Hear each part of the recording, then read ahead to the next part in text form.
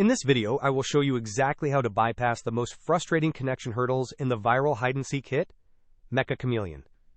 When we look at the Meccha Chameleon login error fix, we are really comparing two distinct approaches: the manual troubleshooting route versus using an automated optimization tool like LogoFast. On one hand, you can take the manual path, which involves verifying local Steam files to fix authentication token errors or navigating properties to force DirectX 11 mode if your game keeps crashing on startup. These manual fixes are great for resolving the OODLE decompression errors or the annoying paint bug that leaves your Chameleon glowing bright white. However, the trade-off is time and technical complexity.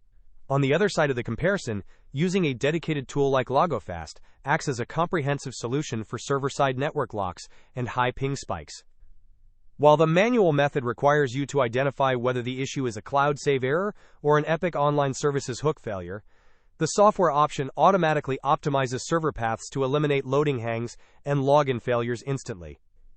If you are dealing with the invalid authentication token error, the standout feature of a game booster is its ability to bypass regional congestion, which is a major win for those stuck on infinite spinning menus.